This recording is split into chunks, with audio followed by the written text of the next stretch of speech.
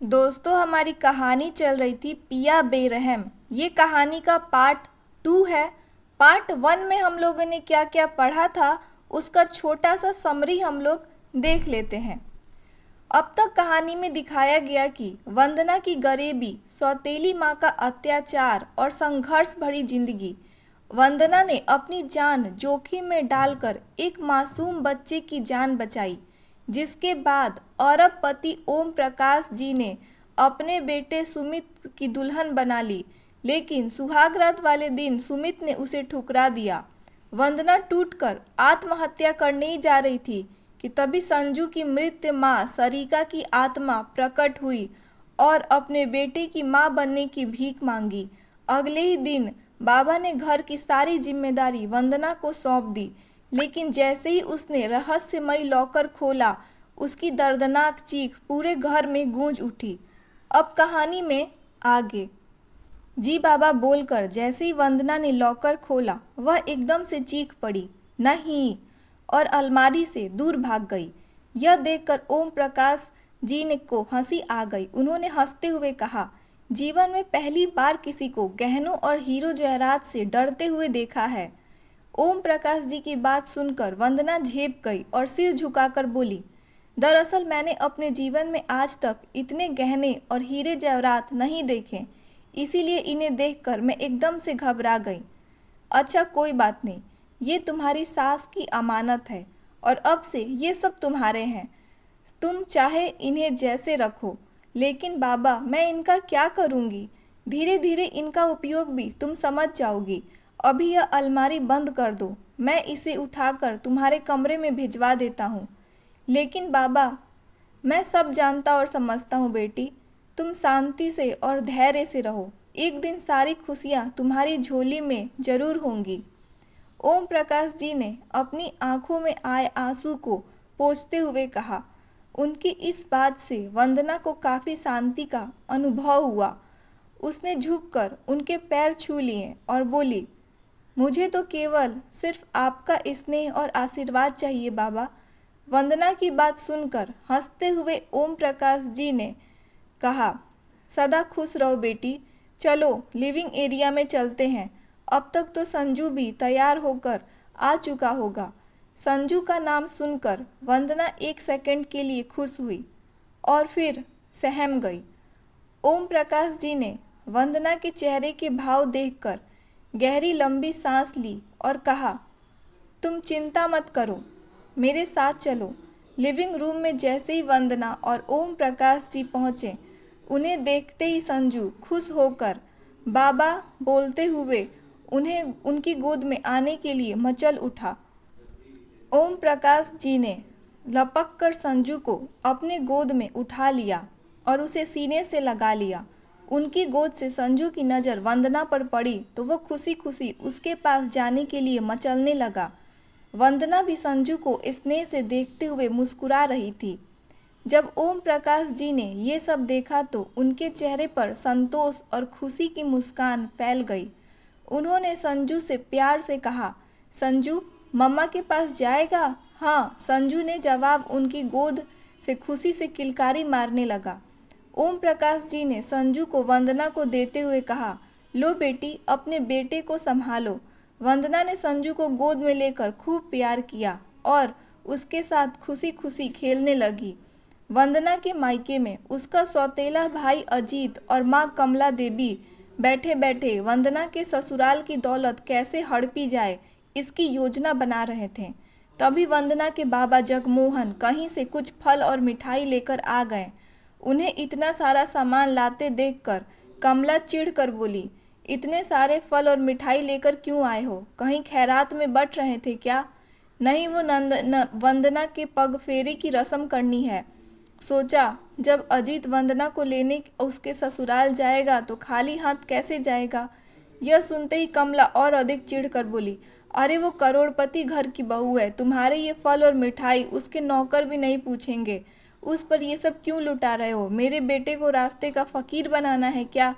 अभी जगमोहन जवाब में कुछ बोलते उससे पहले ही अजीत ने उनके हाथ से मिठाई का डब्बा ले लिया। उसने मिठाई निकाल कर खाते हुए बोला, माँ तुम भी खाओ, खाओ ना, बहुत टेस्टी मिठाई है। कमला जी मिठाई निकाल कर खाते हुए बोली, हाँ सच में, हमारे लिए तो कभी इतनी अच्छी मिठाई लेकर नहीं आए तुम। माँ बेटी की इस तरह मिठाई खाते देखकर जगमोहन की आंखों में आंसू आ गए, लेकिन उन्होंने चुपचाप अपने आंसू पी लिए। फलों का थैला भी कमला देवी को थमा दिया और दूसरे कमरे में चले गए। वंदना संजू के साथ खेलने में इतनी मगन हो गई थी कि उसे समय का ध्यान ही नहीं रहा। संजू भी वंदना के साथ बहुत खुश था। जब दोपहर में लंच का समय हुआ तो संजू किसी भी हालत में आया के हाथ से खाना खाने के लिए तैयार नहीं हुआ। जब आया ने डाइनिंग टेबल पर खाना खा रहे ओम प्रकाश जी को यह बात बताई तो उनके बगल में बैठी वंदना ने तुरंत कहा, लाओ मुझे दो, मैं खिला देती हूँ। और वंदना की बात सही निकली। संजू खुशी खुशी अपना पूरा खाना खा लिया। शाम को जब सुमित ऑफिस से घर वापस आया तो उसने आते ही आया से पूछा, संजू क्या पापा के पास है? नहीं सर, बड़े सर तो अपने किसी दोस्त के यहाँ गए हुए हैं। संजू बाबा मैम के पास, उनके कमरे में हैं। क्या वंदना के पास? यस सर, आया ने थोड़ा डरते हुए कहा, क्योंकि वंदना के साथ सुहाग रात में सुमित ने जो किया था वो सभी नौकरों के बीच चर्चा का विषय बन गया था। आया से वंदना का नाम सुनते ही सुमित तेजी से वंदना के कमरे की ओर गया, लेकिन कमरे में कोई नहीं था। यह देखकर सुमित सारे नौकरों को बुला लिया और संजू को खोजने में लग गया। वह भी पूरे घर का लॉन से चारों तरफ संजू को खोजता रहा, लेकिन संजू और वंदना उन्हें कहीं दिखाई नहीं दिए। नौकरों ने पास वाले पार्क में जाकर भी खोजा, लेकिन वे वहां भी नहीं मिले। झल्लाकर सुमित चिल्लाया, आखिर वो लड़की मेरे बेटे को लेकर गई कहाँ? तभी ओम प्रकाश अपने दोस्त की पार्टी से वापस आ गए थे। उन्होंने सुमित का यह वाक्य सुन लिया था और आते ही उससे पूछा, तुम किसकी बात कर रहे हो? मैं समझा नहीं। सुमित ने अब तक की सारी घटना बताते हुए चिढ़कर कहा, वही आपकी सो कॉल्ड बहू संजू को लेकर भाग गई है। नहीं, ऐसा बिल्कुल नहीं हो सकता, तुमने ठीक से देखा नहीं होगा, आओ मेरे साथ। कहते हुए ओम प्रकाश जी सुमित को साथ लेकर उसके कमरे की तरफ गए। सुमित के कमरे के बेड पर संजू गहरी नींद में सो रहा था और उसके चेहरे पर हल्की सी प्यारी मुस्कान फैली हुई थी। संजू को ऐसे सोता देख ओम प्रकाश जी का चेहरा खुशियों से भर गया। सुमित को भी अंदर से अच्छा लग रहा था, लेकिन उसने अपने भाव छिपाते हुए कहा, ऐसे कैसे हो सकता है? मैं तो अभी देख कर गया था। बेटा, शायद तुम ठीक से देख नहीं पाए होगे। वंदना के आने के बाद से तुम्हारे मन में एक अनजानी असुरक्षा की भावना घर कर गई है। सभी लड़कियां एक सी नहीं होती कि अपने सौतेले बच्चे से नफरत करें। आओ देखो वंदना अपने कमरे में है या नहीं। ओम प्रकाश जी ने शांति स्वर में कहा, यह आप देखिए, मुझे उससे जरा भी कोई दिलचस्पी नहीं है, सुमित ने कहा और फिर अपने कमरे की ओर चला गया। ओम प्रकाश जी ने वंदना के कमरे में जाकर देखा तो वो बेड पर लेटी हुई थी। वंदना बेटी, जरा मेरे पास आना, तुमसे कुछ जरूरी काम है। जी बाबा बोलते हुए वंदना मन ही मन मुस्कुरा उठी। ओम प्रकाश जी के जाने के बाद वंदना अभी कुछ देर पहले घटी घटना को याद करके मुस्कुराने लगी। जैसे ही सुमित के घर आने की आहट हुई, वंदना के कानों में पड़ी, वह घबरा उठी, क्योंकि संजू उसके कमरे में उसके पास सो रहा था।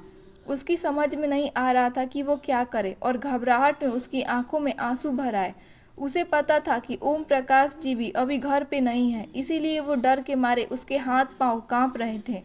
तभी कमरे में तेज हवा का एक झोंका आया और पूरा कमरा सुगंध से भर गया।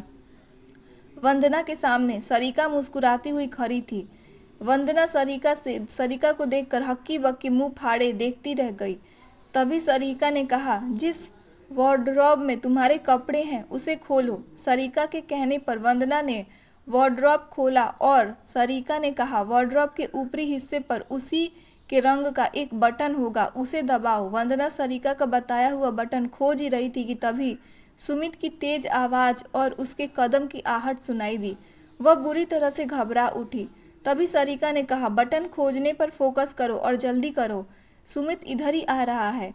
वंदना ने मन ही मन भगवान को याद किया और वार्डरोब की सतह पर तेजी से हाथ फिराने लगी। अनजाने में ही सरिका का बताया हुआ बटन उससे दब गया और वार्डरोब दो हिस्सों में बंट गया। वंदना भौचक्की सी खड़ी देखती रह गई और वार्डरोब का दरवाजा एक सजे संवरे सुंदर कमरे में खुल रहा था। तभी सरिका ने कहा, जल्दी करो वंदना, सुमित तुम्हारे कमरे के दरवाजे तक पहुंचने ही वाला है। इस कमरे के बारे में केवल डैडी और सुमित को ही पता है। बाद में मुझे भी इसके बारे में सुमित से ही पता चला था। तब तक सुमित कमरे का दरवाज़ा खोलने ही वाला था। इधर वंदना संजू को लेकर जल्दी से उस गुप्त कमरे में चली गई, जबकि सरिता हवा के झोंके के साथ गायब हो चुकी थी। इसीलिए जब सुमित कमरे में आया तो उसे वहाँ कोई भी नज़र नहीं आया और वो बुरी तरह से बौखला गया। वंदना सरिका और ओम प्रकाश जी के व्यवहार से बहुत ही ज़्यादा खुश थी। उसके मन में अब यह आत्मविश्वास जाग रहा था कि वह अपनी विपरीत परिस्थितियों का सामना कर पाएगी। उसे याद आया कि ओम प्रकाश जी ने उसे बुलाया था, इसीलिए वह उठकर उनसे मिलने चली गई। ओम प्रकाश जी ने जब वंदना से उसके और संजू के गायब होने के बारे में पूछा तो वंदना ने सरिका के आने से लेकर पूरी घटना उन्हें बता दी। यह सुनकर ओम प्रकाश जी के आंखों में आंसू आ गए और उन्होंने कहा कि माँ से बढ़कर त्यागी इस दुनिया में कोई भी नहीं हो सकता। तभी सुमित अपने कमरे में संजू को लेकर वहां आ गया। संजू लगातार रो रहा था। सुमित ने संजू को ओम प्रकाश को देते हुए कहा, पापा यह पिछले 10 मिनट से लगातार रोए जा रहा है और चुप ही नहीं हो रहा है। पता नहीं क्या हो गया है, देखिए ना। ओम प्रकाश जी ने भी संजू को चुप कराने की पूरी कोशिश की, लेकिन वो चुप ही नहीं हो रहा था। तब उन्होंने वंदना से कहा, बेटी जरा तुम इसे गोद में लेकर चुप कराओ ना। ओम प्रकाश जी की यह बात सुनकर वंदना असहज हो गई, क्योंकि सामने खड़ा सुमित उसे कड़ी नज़रों से घूर रहा था। वंदना को चुपचाप परेशान खड़ा देखकर ओम प्रकाश जी ने फिर से कहा, डरो मत बेटी, मैं कह रहा हूँ न, लो संजू को और चुप कराओ। ओम प्रकाश जी ने दोबारा कहने पर वंदना आगे बढ़ी। जैसे ही वह संजू को गोद में लेने लगी तभी सुमित ने कहा, डैड मेरे बेटे को आप अपनी बहू की गोद में नहीं दे सकते। मैं अपने पोते को अपनी बहू की गोद में दे रहा हूँ सुमित। अपने पोते को भला बुरा सोचने का मुझे भी पूरा हक है, ओम प्रकाश जी ने थोड़ा सख्त लहजे में कहा। यह सुनकर सुमित चुपचाप वहीं सोफे पर बैठ गया। सुमित को चुपचाप बैठा देख ओम प्रकाश जी ने वंदना से कहा, बेटी तुम्हारा बेटा लगातार रोए जा रहा है, अपनी गोद में लो इसे। जी बाबा, कहकर वंदना ने जल्दी से संजू को गोद में ले लिया और उसे प्यार करने लगी। वंदना का माँ जैसा स्पर्श और स्नेह पाकर संजू चुप हो गया और उसके कंधे पर सिर रखकर सो गया। सोफे पर बैठा सुमित वंदना को आंखें फाड़े देखता रह गया था, क्योंकि वंदना संजू को बिल्कुल अपने बच्चे की तरह सीने से लगाए उसे प्यार से हल्की हल्की थप्पियां देते हुए पूरे हॉल में चहलकदमी कर रही थी। ओम प्रकाश जी मुस्कुराते हुए धीमे स्वर में कहा, देखा सुमित, संजू को अपनी माँ की गोद में कितना अच्छा लग रहा है। अब से इसे इसकी माँ के पास ही रहने दो। ओम प्रकाश जी की बात सुनकर सुमित झल्लाता हुआ सा सोफे से उठकर अपने कमरे में चला गया। यह सब देखकर दूर हॉल के बाहर खड़ी सरिका की आत्मा के चेहरे पर सुख और संतोष भरी मुस्कान थिरक उठी। वंदना के मायके में वंदना का सौतेला भाई अजीत अपनी माँ से बार बार वंदना को कॉल करने के लिए कह रहा था, ताकि वो कोई ऐसी तरकीब लगा सके जिससे उसे वंदना के ससुराल में कुछ दिन तक रहने का आनंद मिल सके। अजीत की जिद सुनकर कमला ने कुछ सोचते हुए ओम प्रकाश जी को कॉल किया। प्रणाम समधी जी। जी प्रणाम, कहिए कैसे याद किया। समधी जी, हमारे यहाँ बेटी के विदाई के बाद एक रस्म होती है जिसमें लड़की का भाई अपनी बहन की पसंद की कुछ खाने की चीज़ें खाने पीने का सामान लेकर उसके ससुराल जाता है और उसे अपने सामने खिलाकर वापस आता है। कमला ने कहा, बड़ी अजीब रस्म है ये तो। ओम प्रकाश जी ने हंसते हुए कहा, जी अगर आपकी इजाज़त ना हो तो इसे रहने देते हैं। कमला जी ने हड़बड़ाते हुए कहा, नहीं मेरा वो मतलब नहीं था। अगर आपके यहाँ की रस्म होती है तो ज़रूर करें, नहीं तो बहू को बुरा लग जाएगा। ओम प्रकाश जी के ऐसे कहने से ही कमला खुश हो गई और सोचने लगी कि अब ऐसा क्या भेजे अजीत के साथ जो सस्ता भी हो और अजीत को इसी बहाने कुछ दिन रुकने का भी वहाँ मौका मिल जाए। वंदना के ससुराल में संजू पूरी रात वंदना के साथ ही उसके कमरे में सोया था। इसे सुमित को अंदर से अच्छा तो लगा था, पर जाने क्यों कुछ उलझा हुआ और झल्लाया हुआ सा महसूस कर रहा था। सुबह वो जैसे ही नाश्ते के टेबल पर पहुंचा, उसने देखा कि वंदना वहाँ पहले से ही मौजूद थी और टेबल पर नाश्ते का सारा सामान सजा रही थी। सुमित ने पहली बार उसे गौर से देखा था। उसके गहरे नीले रंग की शिफॉन की साड़ी पहनी हुई थी, जिस पर चटक नारंगी कलर के चिनार के पत्ते छपे हुए थे। उसके लंबे गीले बाल बाल पीठ पर पूरे खुले हुए थे, जिन जिन पर कहीं कहीं पानी की बूंदें मोतियों की तरह लिपटी हुई नीचे सरक रही थी। ललाट पर गहरे नारंगी रंग की बिंदी लगाई मुस्कुराती वंदना बिल्कुल ऐसा लग रहा था मानो रात भर की बारिश के बाद अगली सुबह की हल्की धूप में मुस्कुराती कोई प्यारी सी जूही की कली हो।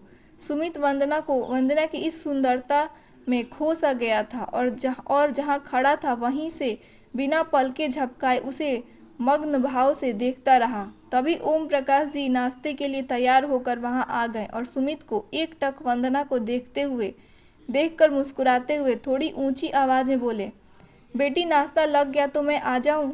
जी बाबा आइए ना, वंदना ने झट से कहा।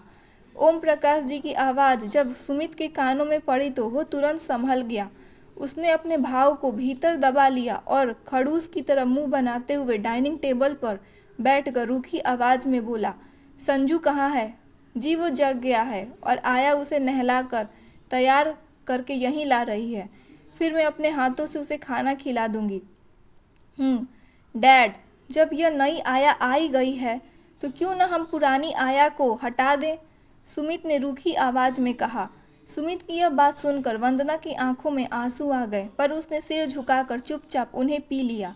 लेकिन ओम प्रकाश जी सुमित की इस बात से एकदम चिढ़ गए और बोले, नाश्ता करके चुपचाप ऑफिस जाओ और घर का मामला मेरे लिए छोड़ दिया करो। ओम प्रकाश जी की बात का कोई जवाब दिए बिना सुमित ने प्लेट में नाश्ता निकाला और खाना शुरू किया। पहला कौर मुंह में डालते ही बोला, आज नाश्ता किसने बनाया है? जी मैंने, वंदना ने डरते हुए धीमी आवाज में कहा। डैड, कुक छुट्टी पर गया है क्या? सुमित ने पहले की तरह ही रूखी आवाज में पूछा। तुम्हें खाना है तो बिना किसी पूछताछ के खाओ, नहीं तो ऑफिस जाओ। कुक ने नाश्ता तैयार करने में बहू की मदद की है और मुझे यह नाश्ता रोज से और भी ज़्यादा स्वादिष्ट लग रहा है। ओम प्रकाश जी ने अपनी उंगलियां चाटते हुए कहा। नाश्ता तो सुमित को भी बहुत स्वादिष्ट लग रहा था, इसीलिए उसने ओम प्रकाश जी को बातों का कोई जवाब नहीं दिया। खाना खत्म करके उठते हुए बोला, आज शाम को विशाल आ रहा है, क्या सुगंधा भी आ रही है? ओम प्रकाश जी ने पूछा। नहीं बुआ जी नहीं आ रही हैं, विशाल को कोई ज़रूरी काम है, इसीलिए शायद 1-2 महीने के लिए आ रहा है। अच्छा हाँ याद आया, आज शाम को तुम्हारा साला अजीत भी किसी रस्म के लिए आ रहा है, इसीलिए जल्दी घर आ जाना। ओम प्रकाश जी ने जल्दी से कहा। मेरा ऐसा कोई रिश्तेदार नहीं है। ओम प्रकाश जी की बात सुनकर सुमित ने चिढ़ते हुए कहा और तेजी से घर से बाहर निकल गया। सिर झुकाकर नाश्ता करती वंदना की आंखों में फिर से आंसू भर आए, जिन्हें उसने पास रखी हुई छाछ के साथ अंदर ही अंदर पी लिया। तभी अचानक वंदना का ध्यान आया कि अजीत किसी रस्म के लिए आ रहा है और उसका मन खुश हो गया। वह सोचने लगी, शायद अजीत पग फेरी की रस्म के लिए आ रहा हो। अभी नाश्ता करने के बाद कमरे में जाकर माँ को फ़ोन करके पूछती हूँ। इसी बहाने अपने घर जाऊंगी और कुछ दिनों तक वहीं रुक जाऊंगी। कम से कम इस खड़ूस आदमी की चुभती हुई बातें तो नहीं सुननी पड़ेंगी। ऐसा सोचकर वह जल्दी जल्दी नाश्ता करने लगी। उसे ऐसा करते देख ओम प्रकाश जी ने कहा, बेटी आज लंच थोड़ा हल्का ही करना। तुम्हारी पसंद की कुछ खाने की चीज़ें तुम्हारा भाई लेकर आ रहा है और उन्हें वह अपने सामने ही तुम्हें खिलाएगा। ओम प्रकाश जी की यह बात सुनकर वंदना को थोड़ा आश्चर्य हुआ, लेकिन फिर उसने सोचा कि शायद ऐसी कोई रस्म उसके ससुराल में होती होगी, इसीलिए वह चुपचाप रही। इसके बाद अपनी माँ को फ़ोन करने का उसका उत्साह भी ठंडा हो गया और उसने खुद को संजू के साथ व्यस्त रखने का फैसला किया। शाम को अजीत के आने से पहले ही सुमित का फुफेरा भाई विशाल आ गया। ओम प्रकाश जी ने उसे अपने पास बिठाकर अपनी बहन सुगंधा का हाल चाल पूछा और फिर वंदना को विशाल से मिलवाने के लिए बुलाया। वंदना को देखते ही विशाल बुरी तरह से चौंक गया और बोला, तुम यहाँ कैसे? विशाल का प्रश्न सुन वंदना ने आश्चर्य से कहा, आप मुझे जानते हैं? मैं तो आपसे पहली बार मिल रही हूँ। तुम इतनी अनजान क्यों बन रही हो? अभी लास्ट वीक ही तो हमारी मुलाकात स्विट्जरलैंड में हुई थी। क्या तुम इतनी जल्दी भूल गई? स्विट्जरलैंड? ये आप क्या कह रहे हैं? वंदना ने घबरा कर कहा। वंदना को बुरी तरह से घबराया हुआ देख विशाल जोरों से हंस पड़ा और हंसते हुए बोला, भाभी, मैं आपसे मजाक कर रहा था, आप घबराइए मत। हाँ बेटी, विशाल काफ़ी मजाकिया और हंसोड़ इंसान है। इसके साथ बातें करते करते समय कब बीत जाता है पता ही नहीं चलता। ओम प्रकाश जी हंसते हुए कहा। विशाल और ओम प्रकाश की बातें सुन वंदना के जान में जान आई और वो भी उनकी हंसी में शामिल हो गई। सबको हंसता देख वंदना की गोद में बैठा संजू भी हंस पड़ा। संजू की हंसी पर मुग्ध होकर वंदना उसे सहज भाव से प्यार करने लगी। यह देख विशाल की आंखों में आंसू आ गए और वो ओम प्रकाश जी से बोला, मामा जी, आप यह हीरा कहाँ से ढूंढ कर लाए हैं? अभी ओम प्रकाश जी कुछ बोलते इससे पहले ही सुमित आ गया था।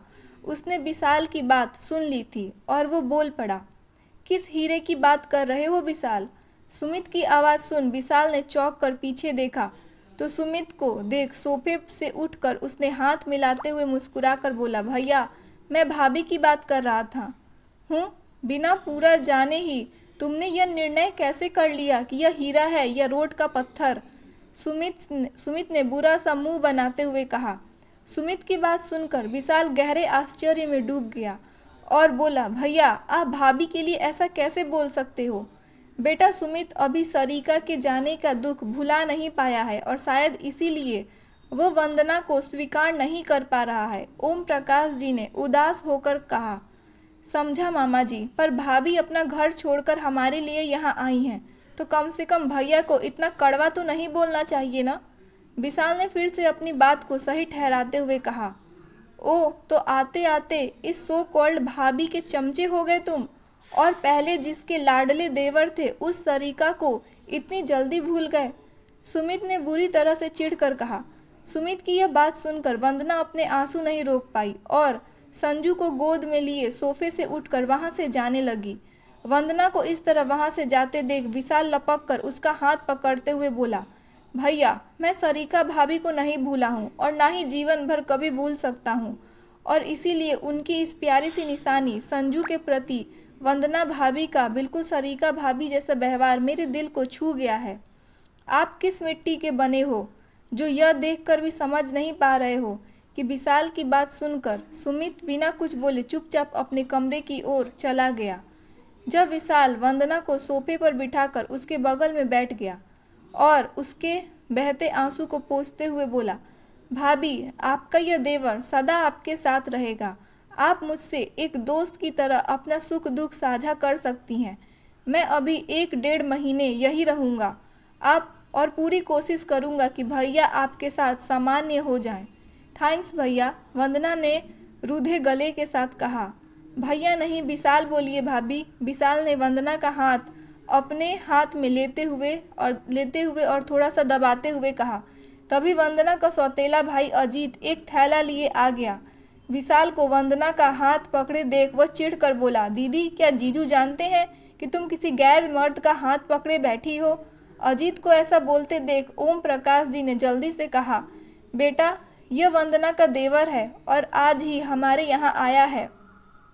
आओ बैठो। उधर अजीत की बात सुनकर विशाल चिढ़ गया और उसने ओम प्रकाश जी से पूछा, हु इज़ दिस गाय? यह लड़का कौन है? This is Ajit, Vandana's step brother. ये वंदना का सौतेला भाई है, ओम प्रकाश जी ने कहा।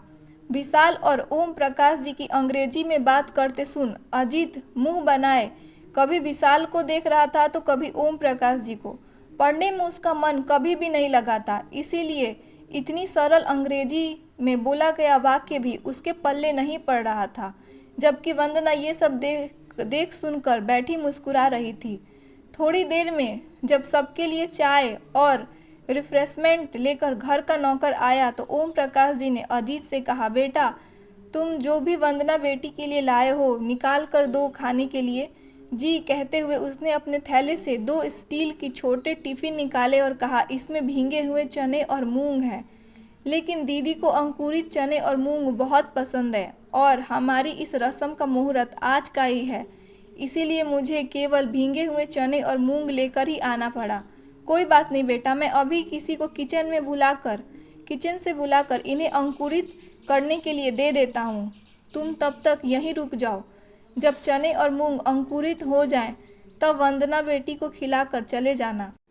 ओम प्रकाश जी ने स्नेह से अजीत को देखते हुए कहा। जी ठीक है अंकल, खुश होते हुए अजीत ने कहा। ओम प्रकाश जी की बात से उसे अपना प्लान सफल होता हुआ नजर आने लगा।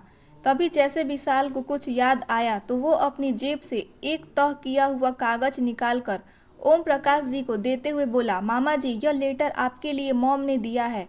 इनमें शायद कुछ बहुत ज़रूरी बातें लिखी हुई हैं, आप फुर्सत में पढ़ लीजिएगा। ठीक है बेटा, ओम प्रकाश जी ने लेटर लेकर अपनी शर्ट के जेब में रखते हुए कहा। अगली सुबह जब सभी नाश्ते के लिए टेबल पर बैठे हुए थे, तभी ओम प्रकाश जी ने कहा, सुमित बेटा आज दोपहर में ऑफिस चले जाना और वंदना बेटी तुम नाश्ते के बाद अपना खानदानी हार पहनकर तैयार हो जाओ। हम सबको माँ आनंदमयी का आशीर्वाद लेने के लिए जाना है। लेकिन डैड, आप वहाँ केवल अपनी बहू के साथ भी तो जा सकते हैं, वहाँ मेरा क्या सीन है? और यह खानदानी हार पहनकर जाने का क्या बात है? ऐसा कुछ तब क्यों नहीं हुआ जब सरिका यहाँ शादी करके आई थी? दोस्तों, कहानी का नेक्स्ट पार्ट कल आएगा। आप लोगों को कहानी कैसी लगी मुझे कमेंट बॉक्स में ज़रूर बताइएगा। लाइक कीजिएगा, वीडियो को हाइप कीजिएगा, सब्सक्राइब कीजिएगा।